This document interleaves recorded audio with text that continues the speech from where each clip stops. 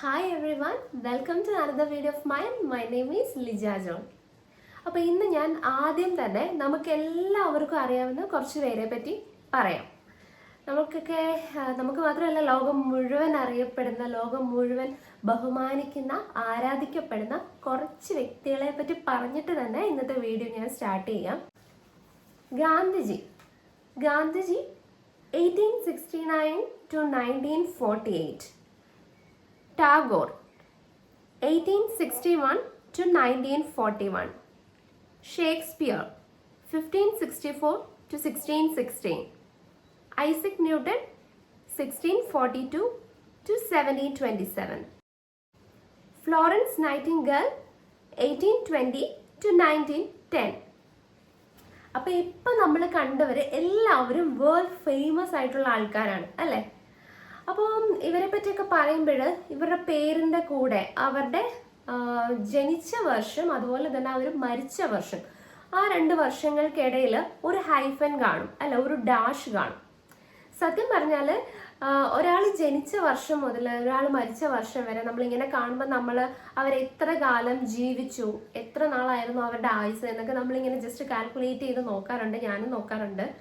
പക്ഷേ അതിലും എത്രയോ വലുതാണ് അതിനിടയ്ക്കുള്ള ആ ഒരു ഡാഷ് അല്ലേ? അതായത് നമ്മൾ എത്ര നാൾ ജീവിച്ചു എന്നതിലല്ല കാര്യം, എങ്ങനെ ജീവിച്ചു എന്നതിലാണ് കാര്യം. ഫോർ എക്സാമ്പിൾ, ഇപ്പോൾ നമ്മൾ പറഞ്ഞു മഹാത്മാഗാന്ധി 1869 to 1948. അപ്പം ഇത്രയും വർഷമാണ് അദ്ദേഹം ജീവിച്ചത്. അപ്പോൾ അദ്ദേഹത്തിൻ്റെ ജീവിതത്തിൽ നമ്മൾ ഈ ഒരു എന്താ പറയുക, ഈ ഒരു ടൈം ലൈൻ കാണുമ്പോൾ നമ്മൾ എത്ര നാൾ അദ്ദേഹം ജീവിച്ചു എന്ന് നോക്കുമോ? നമ്മൾ നോക്കുന്നത് കൂടുതലും ഗാന്ധിജി എന്ന് പറയുന്ന ആ ഒരു വ്യക്തി നമുക്കും ഈ ലോകത്തിനും നൽകിയിട്ടുള്ള സംഭാവനകളെ പറ്റിയിട്ടാണ് അല്ലേ? അതേപോലെ ഒരുപാട് മനുഷ്യരുണ്ട്. നമ്മളൊക്കെ ജീവിക്കുന്നത് ഇതേപോലുള്ള വലിയ മഹാന്മാരായിട്ടൊന്നും അല്ല, നമ്മളൊക്കെ സാധാരണക്കാരായിട്ടാണ് ജീവിക്കുന്നത്. അപ്പം നമുക്ക് ഇവരെ പോലുള്ള വലിയ വലിയ കാര്യങ്ങളൊക്കെ ഈ ലോകത്തിന് വേണ്ടി ചെയ്യാൻ പറ്റുന്നതൊന്നും നമുക്ക് ഒരു ഉറപ്പുമില്ല. പക്ഷെ നമുക്ക് സിംപ്ലി ചെയ്യാൻ പറ്റുന്ന ഒരു കാര്യം, മറ്റുള്ളവർക്ക് ഒരു ദ്രോഹവും ചെയ്യാതെ നല്ല ഒരു മനുഷ്യനായിട്ട് ജീവിക്കാൻ പറ്റും. എത്ര നാൾ നമ്മൾ ജീവിക്കുന്നു എന്നതിലൊന്നും ഒരു കാര്യമില്ല. നമുക്കറിയാം ഒരുപാട് അല്പ ആയുസ്സുള്ള മനുഷ്യരുണ്ടായിരുന്നു ഈ ലോകത്തിൽ. ഫോർ എക്സാമ്പിൾ, ഇപ്പോൾ ജീസസ് എന്ന് പറയുന്നത് വെറും 33 വയസ്സ് വരെ മാത്രം ഈ ലോകത്തിൽ ജനിച്ച് മരിച്ച ഒരു മനുഷ്യനാണ്. 33ാമത്തെ വയസ്സിൽ കുരിശിലേറ്റി മരിച്ച ഒരു വ്യക്തിയാണ് ജീസസ്. എന്നാൽ അദ്ദേഹം ഇന്ന് ലോകത്തിൽ കോടിക്കണക്കിന് ആളുകളുടെ ദൈവമാണ്, ഈശ്വരനാണ്. അതേപോലെ തന്നെ 32ാമത്തെ വയസ്സിൽ, വെറും 32ാമത്തെ വയസ്സിൽ സമാധി അടഞ്ഞ ശ്രീ ശങ്കരാചാര്യർ, അദ്ദേഹം ആ ചെറിയ പ്രായത്തിനിടയ്ക്ക് ചെയ്ത കാര്യങ്ങൾ എത്രത്തോളം ഉണ്ടെന്ന് നമ്മളൊന്ന് ജസ്റ്റ് ഒന്ന് ആലോചിച്ച് നോക്കുമ്പോൾ നമുക്ക് മനസ്സിലാവും. ഒരു നോർമൽ മനുഷ്യന് ഇത്രയും ചെറിയൊരു ടൈം പീരീഡിനുള്ളിൽ ഇത്രയും കാര്യങ്ങളൊക്കെ ചെയ്യാൻ പറ്റുമോ എന്ന് നമ്മളൊന്ന് ആലോചിച്ച് നോക്കണം. അതേപോലെ തന്നെ ഒരുപാട് മനുഷ്യരുണ്ട് ലോകം മുഴുവൻ ഫേമസ് ആയിട്ടുള്ള, അതുപോലെ ഒരുപാട് രാജ്യങ്ങൾ പിടിച്ചടക്കിയിട്ടുള്ള മഹാനായ അലക്സാണ്ടർ ചക്രവർത്തി. അദ്ദേഹം മരിച്ചത് വെറും 32ാമത്തെ വയസ്സിലാണ്. ഈ പറഞ്ഞതുപോലെ തന്നെ സാഹിത്യ ലോകത്തിലെ ഏറ്റവും മികച്ച സാഹിത്യകാരിൽ ഒരാളായിട്ടുള്ള ജോൺ കീറ്റ്സ്, അദ്ദേഹം മരിച്ചത് വെറും 25ാമത്തെ വയസ്സിലാണ്. എമിലി ബ്രോണ്ടി, ഇവരൊക്കെ 30ാമത്തെ വയസ്സിൽ അല്ലെങ്കിൽ അത്രയും ചെറിയ പ്രായത്തിനുള്ളിൽ ജീവിച്ച് മരിച്ചുപോയ ആൾക്കാരാണ്. അവരെയൊക്കെ നോക്കിക്കേ, എന്തൊരു അല്പ ആയുസുള്ള മനുഷ്യരായിരുന്നു, അല്പപ്രാണികളായിട്ടുള്ള മനുഷ്യരായിരുന്നു അവരൊക്കെ. അപ്പോൾ നമ്മളൊക്കെ വളരെ ലക്കിയാണ്. ചില ആൾക്കാർ പറയുന്നത് കേൾക്കാം, എൻ്റെ ലൈഫ് ഭയങ്കര അൺലക്കിയാണ്, എനിക്ക് മറ്റുള്ളവരെ പോലെ ഉള്ള നല്ല ലൈഫില്ല, ജീവിത സാഹചര്യങ്ങളില്ല, മറ്റുള്ളവർക്ക് എന്ത് കാര്യം ചെയ്താലും പെട്ടെന്ന് നല്ല ഗ്രോത്ത് ഉണ്ടാവും, എനിക്ക് മാത്രം ഉണ്ടാവുന്നില്ല എന്ന് പറയും. സത്യം പറഞ്ഞാൽ ഒരു മനുഷ്യനും അൺലക്കി അല്ല, ലക്കിയാണ്. കാരണം ഈ ലോകത്ത് കോടിക്കണക്കിന് സ്പീഷീസ് ഉണ്ട്. ആ സ്പീഷീസിൽ നിന്നും ഒരു മനുഷ്യനായിട്ട് ജനിക്കുക എന്ന് പറഞ്ഞാൽ ഒരു എക്സ്ട്രാ ഓർഡിനറി സംഭവം തന്നെയാണ്. നമ്മൾക്ക് മറ്റൊരു ജീവിയായിട്ട് ജനിക്കാമായിരുന്നു, അല്ലെങ്കിൽ നമുക്ക് ജനിക്കാതെ ഇരിക്കാമായിരുന്നു. പക്ഷെ ഈ ഭൂമിയിൽ നടക്കുന്ന ഈ കാര്യങ്ങളൊക്കെ അറിയാനും മനസ്സിലാക്കാനും ഒക്കെ നമ്മൾ ജനിച്ചു. അങ്ങനെ ഒരു പോസിറ്റീവ് സൈഡിൽ അതിനെ കാണാൻ നമുക്ക് കഴിയണം. നമ്മളൊക്കെ ഈ പറഞ്ഞ ആൾക്കാരെ പറ്റി ഒന്ന് ചിന്തിച്ച് നോക്കുമ്പോൾ നമുക്ക് മനസ്സിലാവും ഇവരൊക്കെ അവർ ജീവിച്ച സൊസൈറ്റിയിൽ എങ്ങനെയായിരുന്നു ജീവിച്ചത്. മറ്റുള്ളവർക്ക് ദ്രോഹം ചെയ്തുകൊണ്ട് ജീവിക്കുന്ന മനുഷ്യരെ നമുക്കറിയാം. അവരും ഓർമ്മിക്കപ്പെടും. എങ്ങനെയാണ്? ഒരു നെഗറ്റീവ് ഇമേജിലൂടെയാണ് ഓർമ്മിക്കപ്പെടുന്നത്. എന്നാൽ നല്ല രീതിയിൽ ഓർമ്മിക്കപ്പെടും. നല്ല രീതിയിൽ മീൻസ് മറ്റുള്ളവർക്ക് ആർക്കും ഒരു ദ്രോഹവും ചെയ്യാതെ നല്ല നല്ല കാര്യങ്ങൾ ചെയ്തിട്ട് ലോകത്തിനും സമൂഹത്തിനും നല്ല മെസ്സേജസ് കൊടുത്തിട്ട് നല്ല ഡൊണേഷൻസ് കൊടുത്തിട്ട് നല്ല നല്ല കാര്യങ്ങളൊക്കെ ഈ സൊസൈറ്റിയിൽ ചെയ്ത് മറ്റുള്ളവരുടെ മെമ്മറിയിൽ ജീവിക്കുന്ന ഒരുപാട് ആൾക്കാരുണ്ട്. കലാകാരന്മാരുണ്ട്, സാഹിത്യകാരുണ്ട്, സയന്റിസ്റ്റ്സ് ഉണ്ട്, അങ്ങനെ ഒത്തിരി ഒത്തിരി ആളുകളുണ്ട്. അപ്പൊ അവരുടെയൊക്കെ ലൈഫ് നമ്മൾ എടുത്ത് നോക്കുകയാണെങ്കിൽ ഇവരിൽ ഭൂരിഭാഗം പേരും സെൽഫിഷ് ആയിട്ടുള്ള ആൾക്കാരായിരുന്നില്ല. അവരൊക്കെ കുറച്ചും കൂടി നമ്മുടെ സൊസൈറ്റിയോട് ഒരു റെസ്പോൺസിബിലിറ്റി കാണിച്ചിട്ടുള്ള ആൾക്കാരായിരുന്നു. എന്ന് വെച്ച് നമ്മളും അങ്ങനെ ആവണം എന്ന് പറയാൻ ഞാൻ ആളല്ല. എന്നാലും നമുക്കും അങ്ങനെയൊക്കെ ചെയ്യുന്നത് കൊണ്ട് പ്രത്യേകിച്ചൊന്നും നഷ്ടപ്പെടാനില്ല. പകരം പല കാര്യങ്ങളും നമുക്ക് നേടിയെടുക്കാൻ പറ്റും. ഈ പറഞ്ഞ പ്രശസ്തരായിട്ടുള്ള വ്യക്തികളെ പോലെ ഒന്നും നമുക്ക് ആവാൻ പറ്റുമെന്ന് ഞാൻ എങ്ങും ഗ്യാരണ്ടി തരുന്നില്ല. എന്നാലും ഞാൻ പറയുകയാണ്, അവരുടെയൊക്കെ ആ ഒരു ലൈഫ് നമുക്ക് കുറച്ച് കോപ്പി ചെയ്യല്ല, അതിൽ നിന്നൊക്കെ ഇൻസ്പയർഡ് ആയിട്ട് നമുക്ക് ജീവിക്കാൻ പറ്റും. ഇപ്പോൾ ചില ആൾക്കാർ പറയും, എനിക്ക് ആരുടെയും സഹായം ആവശ്യമില്ല, ഞാൻ എൻ്റെ സ്വന്തം പ്രയത്നം കൊണ്ടാണ് ഈ ലെവലിൽ എത്തിയത് എന്നൊക്കെ ചിലവർ പറയും. ഞാൻ തന്നെ പറഞ്ഞിട്ടുണ്ട്. ഇപ്പം ഫോർ എക്സാമ്പിൾ എൻ്റെ കേസിൽ എനിക്ക് എൻ്റെ ലൈഫിൽ എനിക്ക് ഒരുപാട് ഇഷ്ടമുള്ള ഒരു കാര്യമായിരുന്നു, എനിക്ക് ആങ്കർ ആവണം, ഒരു MC ആവണം എന്നൊക്കെ എനിക്ക് ഭയങ്കര ഇഷ്ടമായിരുന്നു.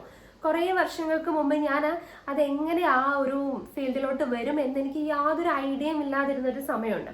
അപ്പം ഞാൻ തന്നെ പറഞ്ഞിട്ടുണ്ട്, ഞാൻ എൻ്റെ സ്വന്തം പ്രയത്നം കൊണ്ട് ഞാൻ തന്നെ വെട്ടിയ വഴിയിലൂടെ അവിടേക്ക് എത്തിയ ആളാണ് ഞാനെന്ന് ഞാൻ പറഞ്ഞിട്ടുണ്ട്. പക്ഷേ സത്യം പറഞ്ഞാൽ അതിലേക്ക് എന്നെ ഹെൽപ്പ് ചെയ്ത പലരും ഉണ്ടായിരുന്നു. ഡയറക്റ്റായിട്ടും ഇൻഡയറക്റ്റ് ആയിട്ടും എന്നെ ഹെൽപ്പ് ചെയ്തിട്ടുള്ള ആൾക്കാരുണ്ടായിരുന്നു. അപ്പോൾ നമ്മൾ ഈ ലോകത്തിൽ ഒറ്റയ്ക്കല്ല, നമുക്ക് ചുറ്റും ഒരുപാട് സഹജീവികളുണ്ട്, മനുഷ്യരുണ്ട്, മറ്റ് മൃഗങ്ങളും കാര്യങ്ങളും പ്രകൃതിയും എല്ലാം ഉണ്ട്. സോ നമ്മൾ എന്ന് പറയുന്ന ആള് ഒരു ഐസൊലേറ്റഡ് ഐലൻഡിലോ അല്ലെങ്കിൽ ഒരു ഐസൊലേറ്റഡ് റൂമിലോ ഒന്നും അല്ല ജീവിക്കുന്നത്. ഈ ഒരു പ്ലാനറ്റിൽ നമ്മൾ ജീവിക്കുമ്പോൾ നമ്മളുടെ ചുറ്റുമുള്ള ആൾക്കാരോട് നമുക്ക് ചെറിയൊരു റെസ്പോൺസിബിലിറ്റി ഉണ്ട്. വേറൊന്നുമല്ല, അറ്റ്ലീസ്റ്റ് അവരെ ദ്രോഹിക്കരുത് എന്നുള്ള ഒരു റെസ്പോൺസിബിലിറ്റി എങ്കിലും, ആ ഒരു കൺസേൺ എങ്കിലും നമുക്ക് ഉണ്ടാവണം. നമ്മുടെ ലൈഫ് കൊണ്ട് നമുക്ക് പല കാര്യങ്ങളും ചെയ്യാൻ പറ്റും. നമുക്ക് ഈ ലോകത്തിൽ പല ചേഞ്ചസും നമ്മളുടെ ഈ ചെറിയ ലൈഫ് കൊണ്ട് നമുക്ക് കൊണ്ടുവരാൻ പറ്റും. നമ്മൾ കേട്ടിട്ടില്ലേ, life is a spark from the womb to the top. Life എന്ന് പറഞ്ഞാൽ ഗർഭപാത്രത്തിൽ നിന്ന് തുടങ്ങി കല്ലറയിൽ അവസാനിക്കുന്ന ഒരു തീപ്പൊരിയാണ്, അങ്ങനെ പറയുന്നുണ്ട്. അതായത് ഈ ചെറിയൊരു പീരീഡിനുള്ളിൽ നമുക്ക് ചെയ്യാൻ പറ്റുന്ന ഒട്ടനേകം കാര്യങ്ങളുണ്ട്. ഈ ലോകത്തിൽ പല മാറ്റങ്ങളും കൊണ്ടുവന്നിട്ടുള്ള ഒരുപാട് സയന്റിസ്റ്റ്സ് ഉണ്ട്, ഒരുപാട് സോഷ്യൽ വർക്കേഴ്സ് ഉണ്ട്, ഒരുപാട് വോളണ്ടിയേഴ്സ് ഉണ്ട്, അങ്ങനെ ഒരുപാട് പൊളിറ്റീഷ്യൻസ് ഉണ്ട്, അങ്ങനെ പല മനുഷ്യരുണ്ട്. ഇവരൊക്കെ ആ കാര്യങ്ങൾ ചെയ്തില്ലായിരുന്നു എങ്കിൽ ഇന്ന് നമ്മൾ അനുഭവിക്കുന്ന പല കാര്യങ്ങളും നമുക്കില്ലായിരുന്നേനെ, നമുക്കതൊന്നും എക്സ്പീരിയൻസ് ചെയ്യാൻ പറ്റത്തില്ലായിരുന്നേനെ. സോ നമ്മളെ കൊണ്ടും ഇതുപോലുള്ള ഡൊണേഷൻസ് ഈ ലോകത്തിന് ഉണ്ടാവുകയാണെങ്കിൽ അത് വലിയൊരു കാര്യമാണ്. ഒരുപക്ഷെ നമുക്ക് ഇങ്ങനെ ചിന്തിക്കാം, അതുകൊണ്ട് എനിക്ക് എന്ത് നേട്ടം, ഞാൻ അങ്ങനെ ചെയ്തില്ലെങ്കിലും പ്രത്യേകിച്ച് മാറ്റമൊന്നും ഇല്ല എന്നൊക്കെ ചിന്തിക്കാം. പക്ഷേ അങ്ങനെ പലരും ചെയ്തത് കൊണ്ടാണ് ഇന്ന് നമുക്കിതൊക്കെ അനുഭവിക്കാൻ പറ്റുന്നത്. അതുകൊണ്ട് നമ്മളിത് തിരിച്ചു കൊടുക്കണം, അതൊരു ലയബിലിറ്റി ആണ്, അങ്ങനെയൊന്നും അല്ല. നമ്മൾ എപ്പോഴും ലൈഫിന്റെ ഒരു പോസിറ്റീവ് സൈഡിലൂടെ ചിന്തിക്കുകയാണെങ്കിൽ നമ്മുടെ പല സ്ട്രെസ്സും കാര്യങ്ങളും ഒക്കെ മാറിക്കിട്ടും. നമ്മൾ കുറച്ചുകൂടെയൊക്കെ ആക്റ്റീവ് ആവുക, നമ്മുടെ സ്വന്തം കാര്യം മാത്രം നോക്കുക. അതേപോലെ തന്നെ വേറൊരു പെർസ്പെക്റ്റീവാണ്, നമ്മളെപ്പോഴും നമുക്ക് വേണ്ടി ജീവിക്കണോ മറ്റുള്ളവർക്ക് വേണ്ടി ജീവിക്കണോ എന്നുള്ളത്. അത് രണ്ടും പറഞ്ഞ ഡിഫറെൻ്റ് ആയിട്ടുള്ള പെർസ്പെക്റ്റീവിലൂടെ നമുക്ക് നോക്കിക്കാണാം. ഒന്നാമത്തത് നമുക്ക് വേണ്ടി മാത്രം ജീവിക്കുക, അത് ശരിയാണ്. ഇപ്പൊ അങ്ങനെ ചിന്തിക്കുന്നവർക്ക് അത് ഓക്കെയാണ്, നമ്മുടെ കാര്യം മാത്രം നോക്കി നമുക്ക് വേണ്ടി ജീവിക്കുക. പക്ഷെ അവിടെ എപ്പോഴും നമ്മളുടെ മനസ്സിൽ നമ്മൾ കീപ്പ് ചെയ്യേണ്ട ഒരു കാര്യം, അങ്ങനെ നമ്മൾ ജീവിക്കുമ്പോൾ ഒരിക്കലും മറ്റുള്ളവർക്ക് ഒരു ഹേർട്ട് ഉണ്ടാവാതെ ജീവിക്കാൻ ശ്രമിക്കുക. ഇപ്പൊ നമ്മളുടെ ബെനിഫിറ്റ്സിന് വേണ്ടിയിട്ട് മറ്റുള്ളവരെ ഉപദ്രവിക്കുക, മറ്റുള്ളവരുടെ കാര്യങ്ങൾ സ്റ്റീൽ ചെയ്യുക, മറ്റുള്ളവരുടെ പ്രോപ്പർട്ടീസ് അടിച്ചു മാറ്റുക, മറ്റുള്ളവരെ ദ്രോഹിക്കുക, കൊല്ലുക, ഉപദ്രവിക്കുക, ഇതൊക്കെ തെറ്റാണ്. എന്നാൽ മറ്റുള്ളവർക്കൊന്നും ദ്രോഹം ഉണ്ടാക്കാതെ സ്വന്തം കാര്യം നോക്കി അടങ്ങി ജീവിക്കുന്ന, അല്ലെങ്കിൽ സ്വന്തം ഇഷ്ടങ്ങൾ നടത്തി സ്വന്തം ഹാപ്പിനെസ്സസ് ഒക്കെ നേടി അത് കണ്ടെത്തി ജീവിക്കുക, അതിലൂടെ മറ്റുള്ളവർക്ക് ദ്രോഹവും ഒന്നും ഉണ്ടാവുന്നില്ല.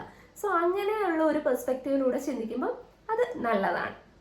അതേപോലെ തന്നെ മറ്റുള്ളവർക്ക് വേണ്ടി ജീവിക്കുക എന്ന് പറയുന്നത്, ഇപ്പം നമ്മൾ ഫാമിലിക്ക് വേണ്ടി ജീവിക്കുന്നു. ചിലവർ പറയുന്നുണ്ട്, ഞാൻ എൻ്റെ ഫാമിലിക്ക് വേണ്ടിയിട്ടാണ് ജീവിക്കുന്നത്, ഞാൻ എൻ്റെ മക്കൾക്ക് വേണ്ടിയിട്ടാണ്, ഞാൻ എൻ്റെ പാരൻസിന് വേണ്ടിയിട്ടാണ്, ഞാൻ എൻ്റെ പാർട്ട്ണറിന് വേണ്ടിയിട്ടാണ്. അവരുടെ പെർസ്പെക്റ്റീവിൽ അത് ശരിയായിരിക്കാം. നമ്മളുടെ പെർസ്പെക്റ്റീവിൽ അത് തെറ്റായിരിക്കും. സോ ഏതൊരു കാഴ്ചപ്പാടിലൂടെയാണെങ്കിലും എങ്ങനെ ജീവിച്ചാലും ഒരു ലക്ഷ്യം മാത്രം ഉണ്ടാവുക, മറ്റുള്ള ആൾക്കാർക്ക് ദ്രോഹം ഉണ്ടാകാതെ ജീവിക്കുക എന്ന് പറയുന്നതാണ് ഏറ്റവും വലിയ റെസ്പോൺസിബിലിറ്റി. അത് നമുക്ക് ചെയ്യാൻ പറ്റുന്നെങ്കിൽ നമുക്ക് നമ്മുടെ ലൈഫിൽ, ഞാൻ നേരത്തെ പറഞ്ഞ മഹാന്മാരായിട്ടുള്ള വ്യക്തികൾ അവരുടെ ലൈഫിൽ ഫോളോ ചെയ്തിരുന്ന ഒരു കാര്യമാണത്. ആ കാര്യം നമുക്കും ഫോളോ ചെയ്യാൻ പറ്റും. അപ്പോൾ ഇത്രയും കാര്യമാണ് പറയാനുള്ളത്. നമ്മൾ ആദ്യം കുറച്ച് ആൾക്കാരെ പറ്റി പറഞ്ഞു. അവർ സാധാരണ മനുഷ്യരല്ല, സാധാരണ മനുഷ്യരാണ് ഓഫ് കോഴ്സ്, പക്ഷേ അവരുടെ ലൈഫ് എക്സ്ട്രാ ഓർഡിനറി ആയിട്ടുള്ള ഒരു ലൈഫായിരുന്നു. അതിനുവേണ്ടി അവർ ജീവിച്ചത്, അവർ ഫോളോ ചെയ്ത വഴികൾ, അവരുടെ കുറച്ച് പ്രിൻസിപ്പിൾസ്, ഐഡിയോളജീസ്, ഇതെല്ലാം നമുക്ക് കോപ്പി ചെയ്യാനല്ല, നമുക്കതിൽ നിന്ന് ഇൻസ്പയർഡ് ആവാൻ പറ്റും. സോ അവർ ജീവിച്ചതുപോലെ നമുക്കും ജീവിക്കാൻ പറ്റും. ഇന്നത്തെ കണ്ടംപററി വേൾഡിൽ ഒരുപാട് കോമ്പറ്റീഷൻസ് നടക്കുന്നുണ്ട്. ഈ ഒരു കോമ്പറ്റേറ്റീവ് വേൾഡിൽ പലരും മറ്റുള്ളവരെ ചവിട്ടി താഴ്ത്താനാണ് ശ്രമിക്കാറ്. നമ്മളുടെ സ്വന്തം ഉയർച്ചയ്ക്ക് വേണ്ടി മറ്റുള്ളവരെ താഴ്ത്തി കെട്ടുന്നതിന് പകരം നമ്മളുടെ കാര്യം നോക്കി, ഞാൻ നേരത്തെ പറഞ്ഞതുപോലെ നമ്മുടെ കാര്യം നോക്കി നമുക്ക് നമ്മളുടെ ഗ്രോത്തിന് വേണ്ടി വർക്ക് ചെയ്യാൻ പറ്റും. അപ്പം നമ്മളിങ്ങനെ വർക്ക് ചെയ്യുമ്പം നമ്മളുടെ ലൈഫ് കൊണ്ട് എന്തെങ്കിലും ഒരു മീനിങ് ഉണ്ടാവുന്നുണ്ടോ എന്ന് നോക്കണം. നാളെ നമ്മളെ പറ്റി ആരെങ്കിലും മോശം പറയുന്നതാണോ നല്ലത്, നമ്മളെ പറ്റി ആരെങ്കിലും നെഗറ്റീവ് പറയുന്നതാണോ നല്ലത്? നമ്മളെ പറ്റി ഒന്നും പറഞ്ഞില്ലെങ്കിലും കുഴപ്പമില്ല, പക്ഷെ നമ്മളെ പറ്റി മോശം പറയുന്നത് അത്ര നല്ല ഒരു ഇതല്ലെന്ന് കുറച്ച് നാൾ കഴിയുമ്പോൾ നമുക്ക് മനസ്സിലാവും. പക്ഷെ ഇപ്പം നമ്മൾ വിചാരിക്കും എന്നെ പറ്റി ആരെന്ത് പറഞ്ഞാലും ഐ ഡോണ്ട് കെയർ. അതും നല്ലതാണ്, അങ്ങനെ ചിന്തിക്കുന്നത് നല്ലതാണ്. പക്ഷേ അതിനേക്കാളും നല്ല ഒരു പ്ലസന്റ് ഫീല് നമുക്ക് ഒരു പോയിന്റിൽ തരുന്ന ഒരു കാര്യമാണ് നമ്മളെ പറ്റി കുറച്ച് പേര് നല്ല കാര്യം പറയുന്നത്. അതിപ്പോൾ മറ്റുള്ളവരെന്നെ പറ്റി നല്ലത് പറയണം അതിനു വേണ്ടി ജീവിക്കുകയല്ല. ഞാൻ ഈ പറഞ്ഞതുപോലെ നല്ല കാര്യങ്ങൾ ചെയ്യുമ്പം ആൾക്കാർ സ്വാഭാവികമായിട്ട് നല്ലതിനെ അപ്രിഷിയേറ്റ് ചെയ്യും. ഇനി ചെയ്തില്ലെങ്കിലും കുഴപ്പമില്ല, നമുക്കൊരു സാറ്റിസ്ഫാക്ഷൻ കിട്ടും. സോ നമ്മളും ഈ പറഞ്ഞ പോലെ ഒരുപാട് ഉയരങ്ങളിൽ നമുക്ക് എല്ലാവർക്കും എത്താൻ കഴിയട്ടെ. നമ്മുടെ എല്ലാ ലൈഫിലെ എല്ലാ ആഗ്രഹങ്ങളും നേടിയെടുക്കാൻ പറ്റട്ടെ. So everyone, all the best. Thank you so much.